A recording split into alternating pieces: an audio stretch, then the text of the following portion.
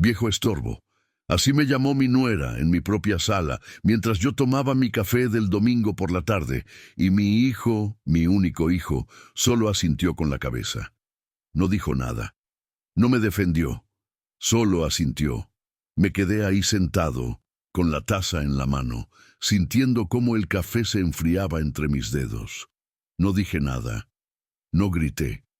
No me levanté a reclamarles. Solo me quedé ahí, mirando el vapor que salía de la taza. Ese vapor que se disolvía en el aire, igual que mi dignidad en esa sala. En mi propia sala. En la casa que yo mismo levanté con estas manos hace más de 40 años. Déjeme presentarme. Me llamo Rigoberto Salinas. Tengo 73 años y toda una vida de trabajo honrado detrás de mí.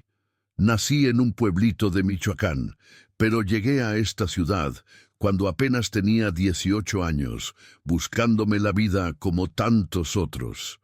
No tuve estudios grandes. Apenas terminé la primaria. Pero sí tuve estas manos que usted no puede ver, pero que yo miro ahora mismo, llenas de callos, de cicatrices, de años. Fui albañil, maestro de obra para ser exactos.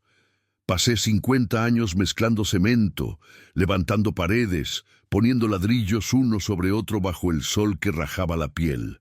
Trabajé en construcciones de casas ajenas durante décadas, casas grandes, casas chicas, edificios, departamentos, siempre trabajando para que otros tuvieran un techo. Y mientras tanto, yo ahorraba cada peso que podía para construir la mía. Me casé con Remedios cuando tenía 24 años. Ella tenía 20. Una mujer buena, trabajadora, de esas que ya no se ven. Nos juntamos en una ceremonia sencilla, en el mismo pueblo donde nos conocimos, y le prometí que algún día tendríamos nuestra propia casa. No una casa rentada, no un cuartito prestado. Nuestra casa, con nuestras paredes, con nuestro techo, y le cumplí. Le voy a decir algo con el corazón en la mano. Tardé 15 años en juntar para comprar este terreno. 15 años, ahorrando peso sobre peso, negándome gustos, trabajando dobles turnos, fines de semana, días festivos. Mientras otros se iban de parranda, yo guardaba mi dinero en una caja de lata que escondía debajo del colchón. Y cuando por fin tuve lo suficiente, compré este terreno. Un terreno pequeño, en una colonia que entonces estaba en las orillas de la ciudad, llena de tierra y calles sin pavimentar. Y entonces empecé a construir, ladrillo por ladrillo, bulto de cemento tras bulto de cemento. Los fines de semana, después de trabajar toda la semana en otras obras, venía aquí y trabajaba en la mía. Remedios me traía agua fresca en una jarra, me hacía de comer ahí mismo en lo que sería la cocina, sentados en el piso de tierra porque todavía no había ni piso. Nos tomó 5 años terminarla, 5 años de trabajo los fines de semana, los días libres, las vacaciones que nunca tomé. Pero la terminamos, y cuando por fin pusimos la última teja en el techo, Remedios lloró. Lloró de felicidad. Me abrazó fuerte y me dijo, «Lo logramos, Rigoberto. Tenemos nuestra casa. Entienda una cosa que aprendí en esos años. Cuando uno construye algo con sus propias manos, ese algo se vuelve parte de uno. Esta casa no es solo paredes y techo para mí, es mi sudor. Es mi sangre, es cada domingo que no descansé, es cada peso que no gasté en otras cosas para poder comprar el cemento, los ladrillos, las varillas. Esta casa soy yo. Aquí nació mi hijo, Mauricio. Bueno, no aquí literalmente, en el hospital nació, pero aquí lo trajimos cuando tenía 3 días de nacido. Aquí dio sus primeros pasos, aquí creció, aquí Remedios y yo lo vimos convertirse en hombre. Un buen muchacho era, o eso creí yo. Estudió hasta la preparatoria. Consiguió trabajo en una fábrica de autopartes. Se casó hace 11 años con Yesenia, y le voy a ser sincero, desde el principio esa muchacha no me dio buena espina. Había algo en su manera de mirar la casa, de tocar las cosas, como si estuviera tasando todo, poniendo precio a cada mueble, a cada rincón. Pero uno como padre no quiere ver esas cosas. Uno quiere creer que su hijo eligió bien, que encontró a alguien que lo va a cuidar, que lo va a hacer feliz. Remedios, mi esposa, falleció hace 6 años, cáncer en el estómago. Se fue rápido, demasiado rápido. Un día estaba bien, al siguiente ya estaba en el hospital, y a los 3 meses ya no estaba. Me dejó solo en esta casa que construimos juntos. Y créame cuando le digo que los primeros meses fueron los más duros de mi vida. Me levantaba y esperaba verla en la cocina preparando el café. Me sentaba en la sala y esperaba escuchar su voz llamándome para comer. Después de que Remedios murió, Mauricio y Yesenia empezaron a venir más seguido. Al principio pensé que era porque se preocupaban por mí, porque no querían que estuviera solo. Y tal vez al principio sí fue por eso, pero con el tiempo me di cuenta de que venían a inspeccionar, a revisar, a planear. Hace 2 años me dijeron que se querían mudar conmigo, que era mucho gasto mantener su departamento rentado, que aquí había espacio, que así me cuidarían mejor. Y yo, como un tonto, les dije que sí. Que esta casa era de la familia, que claro que se podían quedar, que para eso la había construido, para la familia. Se mudaron con sus 2 hijos, mis nietos, Kevin de 9 años y Brenda de 6. Buenos niños, eso sí, inocentes. No tienen la culpa de nada de lo que voy a contarles. Al principio todo parecía bien, pero poco a poco empezaron los comentarios. Yesenia se quejaba de que la casa era vieja, de que necesitaba remodelación, de que el baño estaba anticuado, de que la cocina era muy chica. Y yo solo asentía, dejaba que hablara. Porque uno a esta edad aprende a elegir sus batallas. Y pensé que eran solo quejas normales, de esas que tiene cualquier mujer en cualquier casa. Pero entonces empezaron a hacer cambios sin preguntarme. Tiraron una pared de la cocina sin consultarme. Pintaron mi cuarto cuando yo salí un día al mercado. Botaron muebles que Remedios y yo habíamos comprado juntos, diciendo que ya estaban muy viejos, muy feos, que daba pena tenerlos ahí. Y yo callaba. Tragaba y callaba. Porque uno no quiere problemas, uno quiere paz. Y cuando uno envejece, empieza a dudar de sí mismo.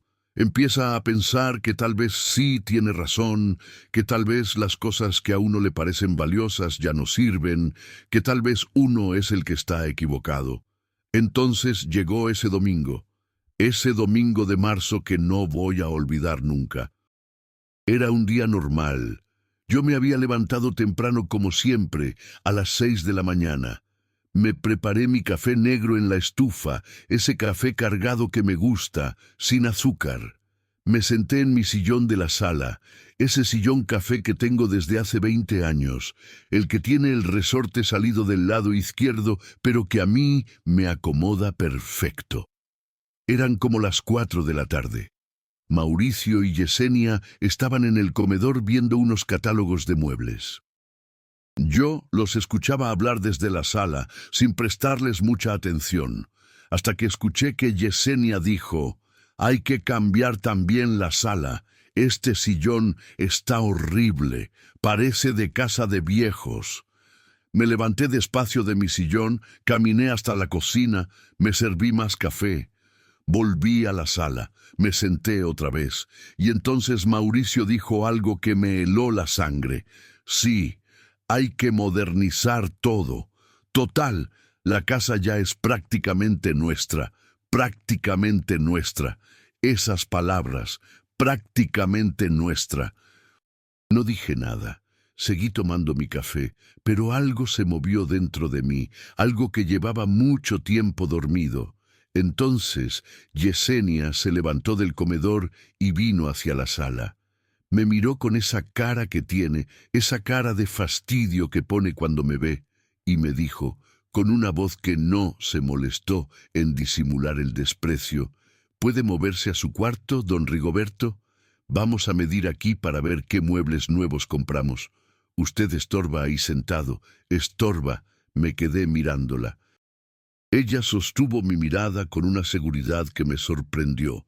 No había vergüenza en sus ojos, no había respeto, había fastidio puro, como si yo fuera un mueble viejo, como si yo fuera basura que alguien olvidó sacar. Y entonces mi hijo, mi único hijo, el hijo por el que trabajé toda mi vida, el hijo que nació en esta casa que yo construí con mis manos, asintió, solo asintió, y dijo: «Sí, papá, vete a tu cuarto un rato, viejo estorbo». Esas fueron las palabras exactas que Yesenia usó después, cuando yo no me moví. «Eres un viejo estorbo. No entiendes. Necesitamos el espacio». Me quedé callado. Miré mi café. Vi cómo el vapor ya no salía de la taza. Estaba frío, como yo me sentía por dentro. Frío. Me levanté despacio, muy despacio. Puse la taza en la mesita de centro. Caminé hacia mi cuarto con esa calma que uno tiene cuando ya no quiere discutir, cuando ya no tiene caso. Cerré la puerta. Me senté en la orilla de mi cama.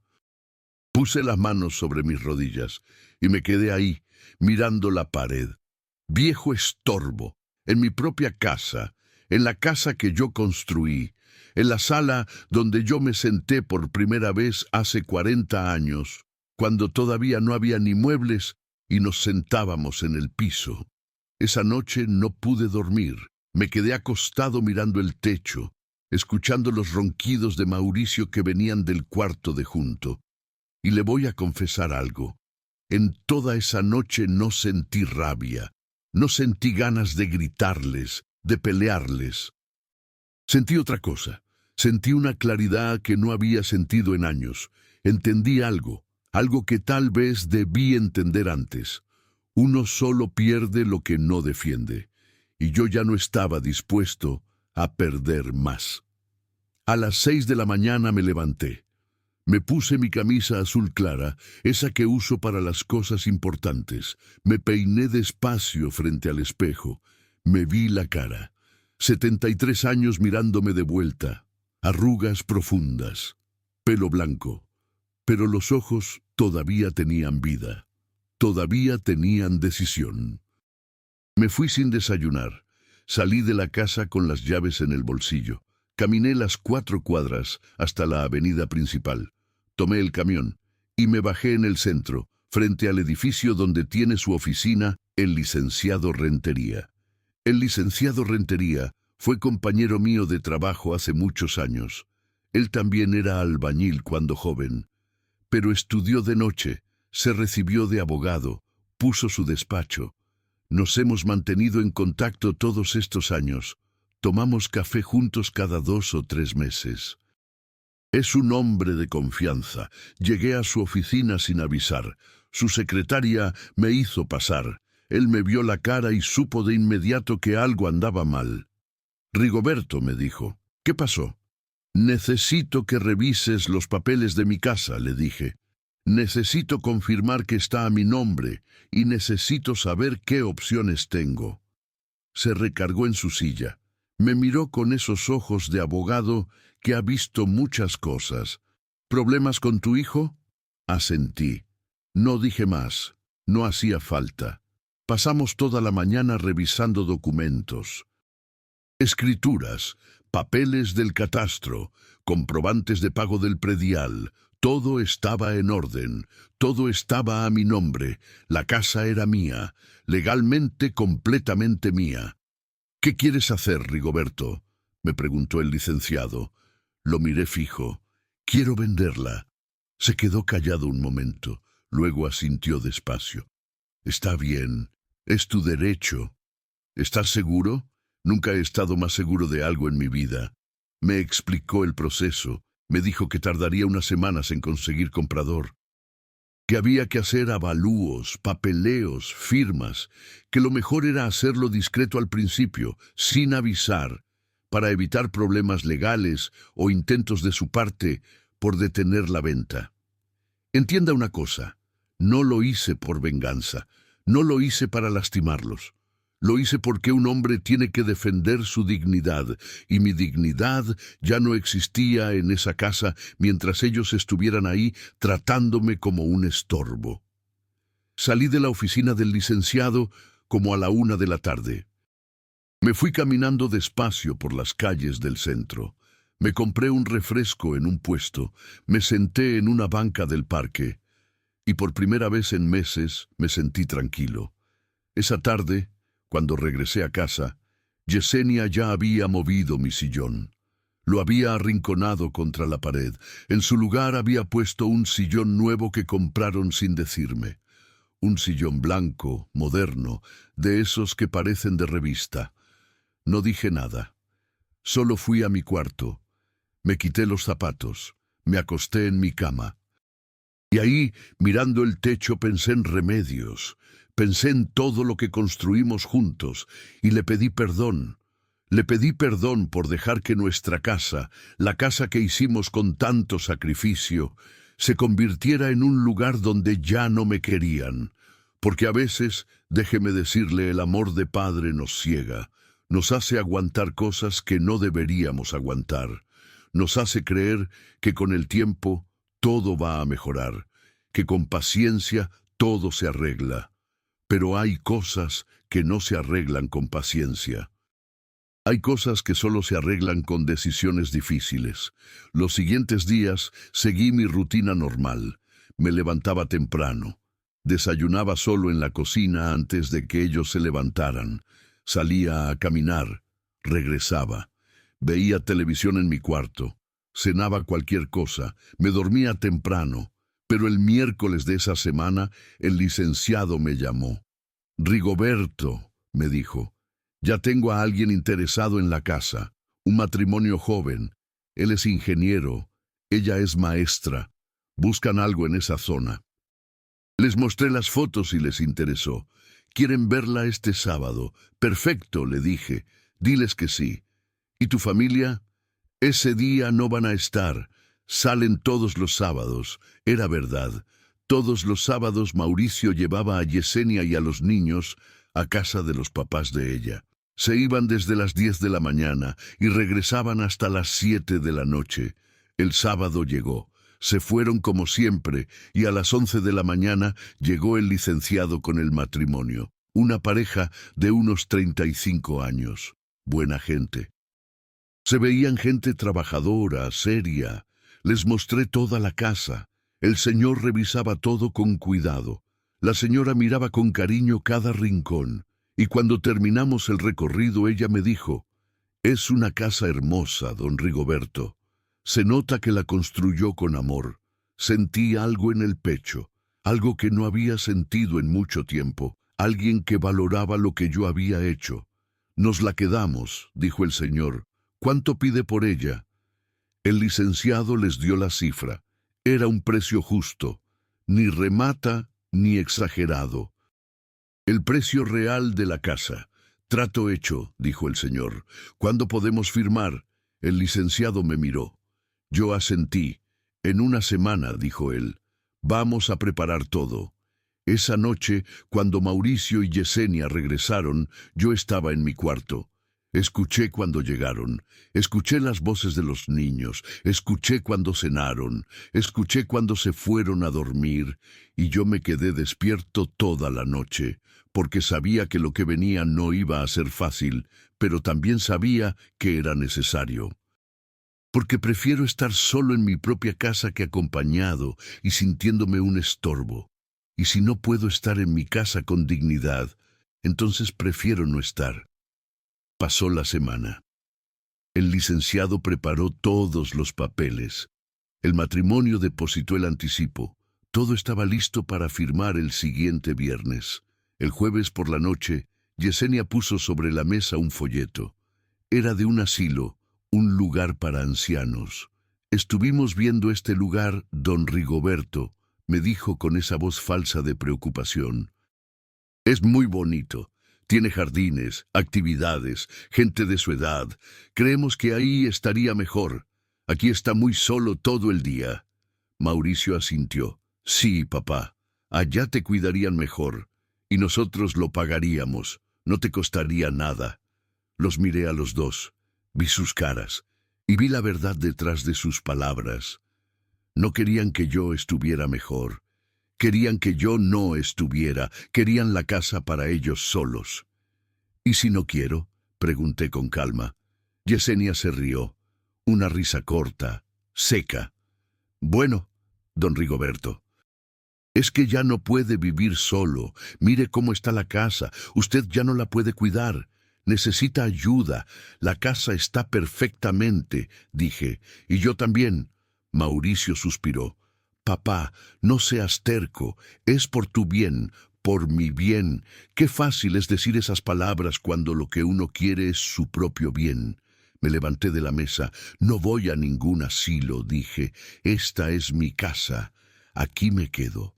Caminé a mi cuarto, cerré la puerta y escuché cómo discutían afuera.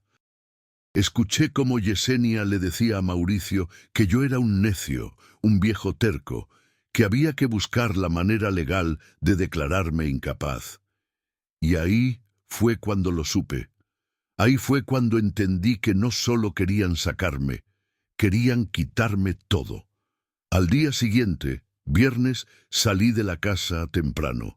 Le dije a Mauricio que iba al doctor, pero fui a la notaría. El licenciado ya estaba ahí con el matrimonio. Firmamos todo. Recibí el pago, completo, en una transferencia directa a mi cuenta. Cuando salí de ahí, con los papeles firmados en mi mano, sentí algo extraño. No era felicidad, no era tristeza, era alivio. Un alivio enorme, como quitarse un peso que llevabas cargando tanto tiempo que ya ni sabías que lo traías. Regresé a la casa al mediodía. Mauricio estaba en el trabajo. Yesenia estaba en la sala viendo la televisión. Los niños en la escuela. Yesenia, le dije, necesito que llames a Mauricio. Que venga. Tengo que hablar con los dos. ¿De qué? Preguntó sin voltear a verme. Que venga, repetí. Es importante. Algo en mi voz la hizo voltear. Me miró, y creo que vio algo en mi cara porque agarró su celular y llamó a Mauricio. Mauricio llegó como a las 2 de la tarde. Entró alterado. ¿Qué pasó, papá? ¿Estás bien? Estoy perfectamente, le dije. Siéntense los dos. Tengo que decirles algo. Se sentaron en el sillón blanco ese que compraron. Yo me quedé de pie. Saqué los papeles de mi bolsa. Los puse sobre la mesita de centro. Vendí la casa, dije. Se quedaron mudos. Yesenia fue la primera en reaccionar. Agarró los papeles, los leyó, y su cara se transformó. ¿Qué es esto? ¿Qué hiciste? Lo que tenía que hacer, le dije. La casa era mía, y la vendí. Mauricio se puso de pie. Estaba pálido. Papá, no puedes hacer eso. Aquí vivimos nosotros. Aquí están tus nietos. Debiste pensar en eso antes de tratarme como un estorbo en mi propia casa. Yesenia se puso a gritar. Esto es ilegal. Lo vamos a pelear. No puedes hacer esto. Estás senil. Vamos a demostrar que no estás en tus cabales. Estoy perfectamente cuerdo, le dije, y todo está legal. Pregúntenle al licenciado Rentería si quieren. Él les puede explicar. ¿Cuándo tenemos que salir?, preguntó Mauricio con voz temblorosa. El nuevo dueño toma posesión en 15 días. Les recomiendo que empiecen a buscar dónde vivir. Yesenia me miró con un odio que nunca le había visto. Eres un viejo egoísta, mal agradecido, después de todo lo que hemos hecho por ti. ¿Todo lo que han hecho?, repetí. ¿Qué han hecho exactamente? ¿Hacerme sentir que estorbo? ¿Quitarme mis muebles? ¿Planear meterme a un asilo para quedarse con mi casa? ¿Cómo supiste eso?, susurró Mauricio. Las paredes son delgadas, hijo. Y ustedes no hablaban tan bajo como creían. Me di la vuelta. Me fui a mi cuarto. Cerré la puerta y me senté en mi cama. Afuera escuché gritos. Escuché cómo Yesenia lloraba de rabia. Escuché cómo Mauricio golpeaba la pared. Y yo me quedé ahí sentado, con las manos sobre las rodillas, tranquilo, en paz, porque había defendido lo único que me quedaba, mi dignidad. Los siguientes días fueron un infierno. Yesenia no me hablaba. Mauricio me miraba con una mezcla de tristeza y resentimiento. Los niños no entendían qué pasaba. Kevin me preguntó una noche: «Abuelo, ¿es cierto que nos vamos a ir de la casa?» «Sí, mi hijo», le dije, «pero no te preocupes, van a estar bien». «¿Y tú?», preguntó con esos ojos inocentes. «¿Tú también te vas?». «Yo también». «¿A dónde?». «A un lugar tranquilo». Y era verdad. Con el dinero de la venta renté un departamento pequeño, un lugar de una recámara cerca del centro, chiquito, pero suficiente para mí, con una ventana que da a un parque, con un silencio que hacía años no sentía. El día que llegó el notario con el nuevo dueño, Mauricio y Yesenia todavía estaban ahí, empacando. Habían conseguido mudarse a casa de los papás de Yesenia. No habían encontrado otro lugar todavía. El nuevo dueño fue amable. Les dijo que no había prisa, que podían terminar de empacar con calma, que él no tenía problema en darles unos días más. Pero Yesenia no aceptó. Agarró sus cosas y se fue ese mismo día.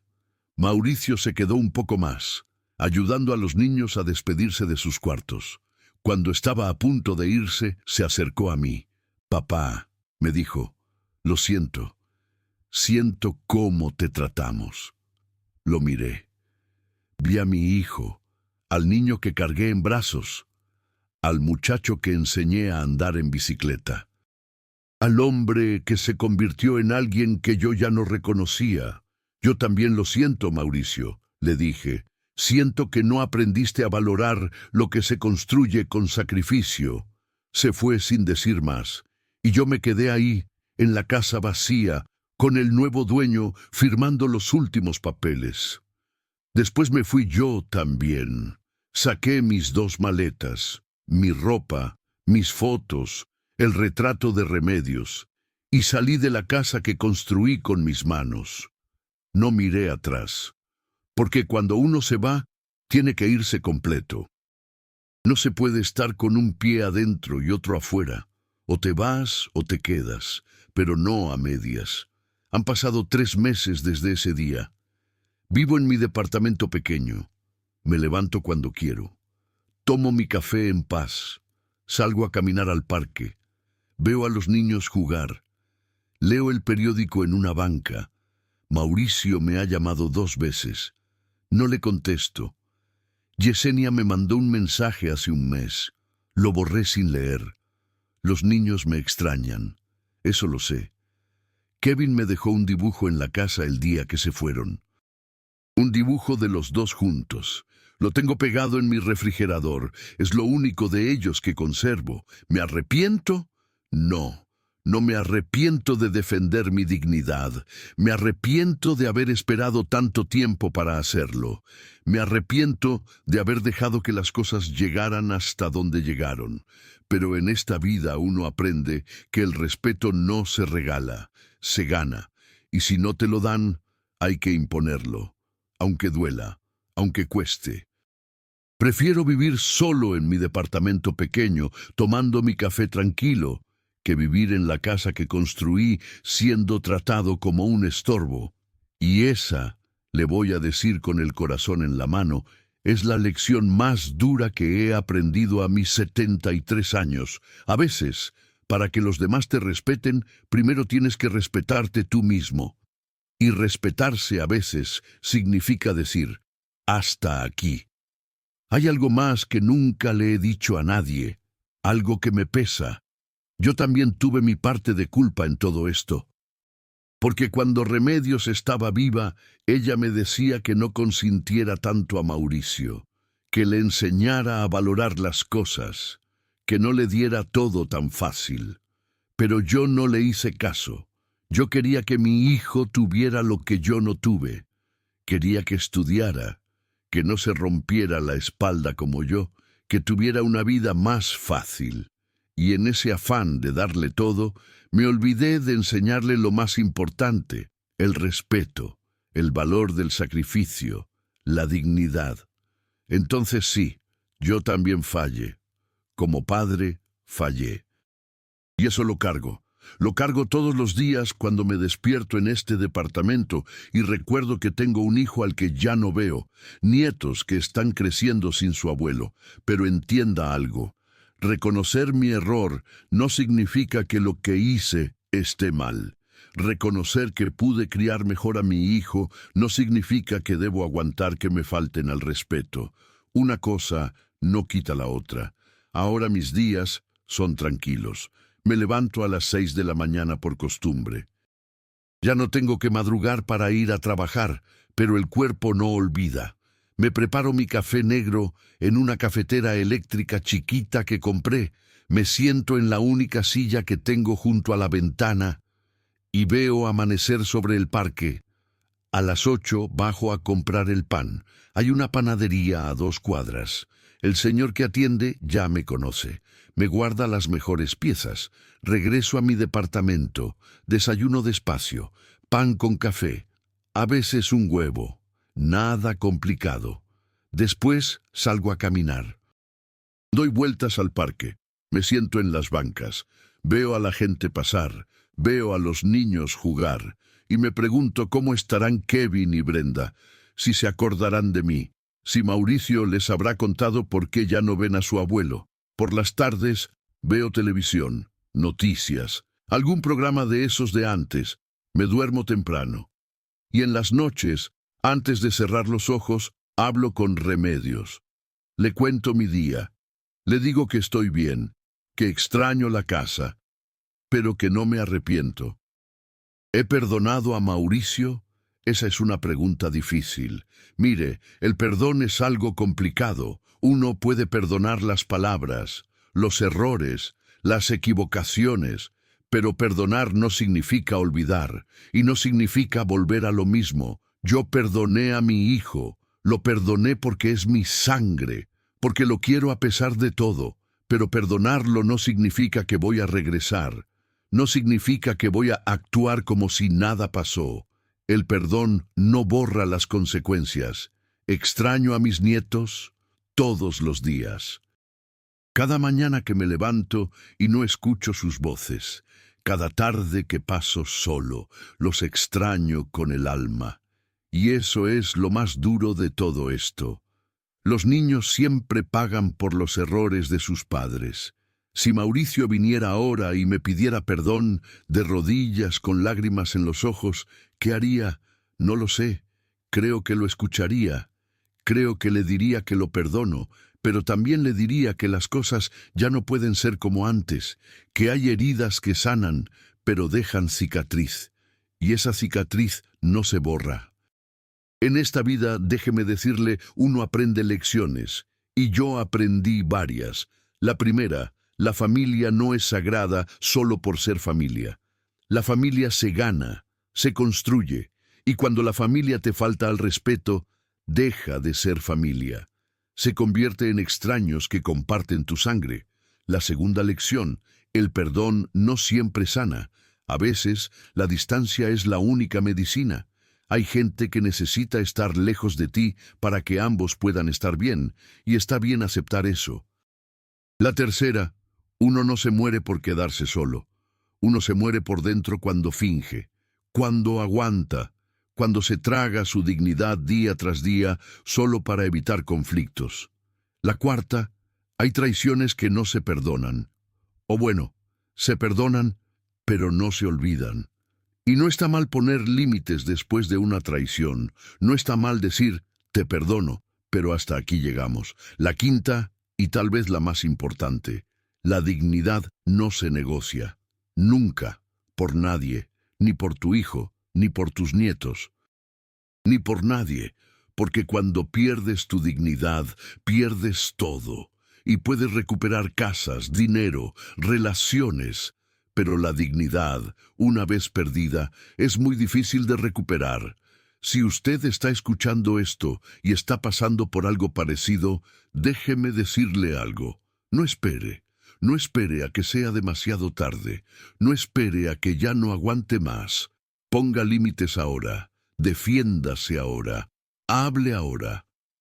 Para los padres que están aguantando faltas de respeto de sus hijos, usted no les debe su dignidad. Les debe amor, sí, educación, sí, apoyo, sí, pero no les debe aguantar humillaciones. Usted puede amar a sus hijos y aún así poner límites. No son cosas opuestas.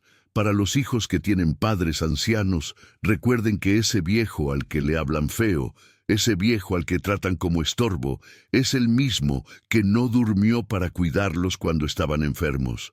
El mismo que trabajó doble turno para que ustedes comieran. El mismo que se sacrificó toda su vida para que ustedes tuvieran una mejor. Y algún día, si Dios les da vida, ustedes también van a envejecer, también van a tener canas, también se van a cansar, y sus propios hijos los van a ver como ustedes ven ahora a sus padres, y ahí van a entender, pero ya va a ser tarde. No hablo desde la amargura, hablo desde la experiencia, hablo desde estos 73 años que he vivido, desde estas manos llenas de callos, desde esta espalda cansada, desde este corazón que ha sentido todo: amor, traición, pérdida, dolor. ¿Soy feliz? No sé si esa sea la palabra. Feliz suena a algo grande, a algo completo. Yo no estoy feliz, pero estoy en paz. Y a esta edad, la paz vale más que la felicidad. Estoy en paz porque sé que hice lo correcto, porque sé que defendí mi dignidad, porque sé que no me quedé callado, no me fui de este mundo aguantando, me fui con la frente en alto. Hay momentos difíciles, claro. Hay noches en las que me despierto y pienso en Kevin y Brenda. Hay tardes en las que miro fotos viejas y veo a Mauricio de niño y me duele el pecho. Hay domingos en los que la soledad pesa, pero entonces respiro hondo, me preparo mi café, salgo a mi ventana, veo el parque y me recuerdo a mí mismo: estoy aquí porque elegí mi dignidad, y esa elección, aunque dolorosa, fue la correcta. ¿Hay reconciliación posible? Tal vez. La vida es larga. Bueno, no tan larga a mi edad, pero tal vez algún día Mauricio entienda. Tal vez algún día toque mi puerta. Tal vez algún día me diga que comprendió, que leyó esto y entendió. O tal vez no. Tal vez me vaya de este mundo sin volver a verlo, sin volver a abrazar a mis nietos. Y si así tiene que ser, pues así será. Porque hay cosas más importantes que una reconciliación forzada. Hay cosas como el respeto propio, como la paz interior, como poder mirarse al espejo y no sentir vergüenza. Lo único que sé es que defendí lo que tenía que defender, que no me quedé callado, que no morí siendo un estorbo en mi propia casa. Y eso, créame, eso vale todo. Y si me preguntan si me arrepiento, les digo que no, no me arrepiento. ¿Duele? Sí. ¿Es difícil? Sí. ¿Lo haría de nuevo? Sin dudarlo. Porque prefiero que me recuerden como el viejo terco que defendió su dignidad, a que me recuerden como el viejo tonto que aguantó todo hasta el final. La vida te enseña que no todo el mundo merece tu paciencia, no todo el mundo merece tu perdón, no todo el mundo merece tu silencio. Y sobre todo, no todo el mundo merece tu compañía. Y eso es lo que aprendí, que hay traiciones que te cambian, que te obligan a repensar todo, a cuestionar todo, y que después de esas traiciones uno no vuelve a ser el mismo, uno cambia. Y está bien cambiar, está bien volverse más duro, más cerrado, más selectivo con quien deja entrar en su vida, porque la ingenuidad está bien cuando eres joven, pero cuando llegas a viejo, la ingenuidad solo te hace vulnerable, y yo ya no quiero ser vulnerable. Ya no quiero dar oportunidades que no van a ser valoradas. Eso es lo que aprendí. Esa es la lección cruel pero real que la vida me dio. El perdón no siempre sana. A veces, la distancia es la única medicina, y no todos merecen tu última palabra. Si usted llegó hasta aquí escuchándome toda esta historia, le agradezco de corazón. De verdad, no es fácil sentarse a escuchar a un viejo contar sus penas durante tanto tiempo, pero usted lo hizo, y eso dice mucho de la clase de persona que es. Sé que ha sido largo, sé que tal vez le quité tiempo de su día, pero estas historias de vida, hay que contarlas completas, con todos sus detalles, con todo el dolor y toda la verdad. No se pueden resumir en 2 palabras. La vida no funciona así. Yo necesitaba soltar esto. Llevaba años, años guardándomelo, tragándome todo, y ya era hora de sacarlo. Y usted me dio su tiempo, me dio su oído, y eso no tiene precio. Ahora, si mi historia le llegó al corazón, si algo de lo que conté le hizo sentir algo, si se identificó, aunque sea un poquito, le voy a pedir un favor. Ahí abajito, donde está el video, va a haber una manito hacia arriba. Eso es el me gusta. Solo tiene que tocarla, darle un toquecito nada más. Ese botoncito ayuda a que mi historia llegue a más personas que tal vez están pasando por lo mismo que yo pasé. Personas que necesitan saber que no están solas, que hay otros que también tuvieron que poner límites, que también tuvieron que elegir su paz antes que la comodidad de otros. Es un segundo nomás, un toquecito. Pero para mí y para este canal significa mucho. Y si aún no está suscrito a este canal, le pido que se suscriba. Es fácil, se lo prometo. Abajo del video hay un botón que dice suscribirse. Solo tiene que presionarlo. Eso es todo. ¿Y para qué suscribirse? Pues porque aquí, todos los días, hay historias como la mía. Historias reales de gente como usted y como yo. Gente que ha vivido, que ha sufrido, que ha tomado decisiones difíciles. Historias que no escucha en ningún otro lado porque la televisión no las cuenta, porque a la radio no le interesan. Pero aquí sí importan. Aquí su historia importa. Mi historia importa. Y la historia de todos los que hemos tenido que poner límites para sobrevivir, esa también importa. Cuando se suscribe, no se pierde ninguna historia nueva. Le llega la notificación y puede escucharla cuando tenga tiempo. Mientras lava los platos, mientras maneja, mientras hace su caminata, como usted prefiera. Y si conoce a alguien que esté pasando por algo parecido, compártale este video. Tal vez su papá, su mamá, su tío, su vecino. Alguien que usted sabe que está aguantando cosas que no debería aguantar. Alguien que necesita escuchar que no está mal poner límites. Compartir es fácil. Ahí mismo donde está el me gusta hay una flechita que dice compartir. Le da ahí y puede mandarlo por WhatsApp, por Facebook, por donde usted quiera. A veces, una historia como esta puede cambiar la perspectiva de alguien, puede darle el valor que necesita para defenderse, y eso no tiene precio. También, si quiere, déjeme un comentario aquí abajo. Cuénteme si ha pasado por algo parecido, si entiende lo que sentí. O si cree que me equivoqué, también puede decirlo. Ya estoy viejo para ofenderme. He escuchado de todo. Me gusta leer los comentarios. Me gusta saber que alguien del otro lado de la pantalla conectó con mi historia. A veces leo cosas que me hacen pensar, que me dan otra perspectiva. Y eso está bien. Y quién sabe, tal vez su historia sea tan poderosa que la contemos en un próximo video. Porque todos tenemos algo que contar, todos. Nos vemos mañana con una nueva historia que, se lo aseguro, también le va a dejar pensando. Aquí no hay historias inventadas. Aquí solo hay vida real, con todo lo bueno y todo lo malo que trae. Gracias por acompañarme hasta el final. Gracias por escuchar a este viejo que solo quería quitarse un peso de encima. Gracias por su tiempo, que sé que es valioso. Cuídese mucho. Póngase límites cuando tenga que ponérselos.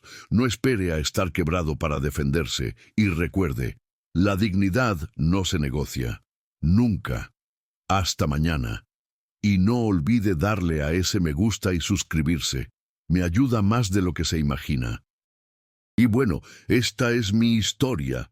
No es bonita, no es perfecta, no tiene el final feliz de las películas, pero es mía y es real. Viví 73 años para aprender que la vida no te da lo que mereces, te da lo que aguantas. Y yo ya no aguanto más lo que no merezco. Así que aquí estoy, solo sí, pero con la cabeza en alto, con la dignidad intacta y con la conciencia tranquila de que hice lo que tenía que hacer. Eso es todo. Así termina la historia de Rigoberto Salinas, el viejo que prefirió quedarse solo antes que acompañado de quienes no lo respetaban. Y si eso me hace terco, pues que así sea. Prefiero ser un viejo terco que un viejo tonto. Esta es mi historia. No pido que me aplaudan, solo pido que me entiendan.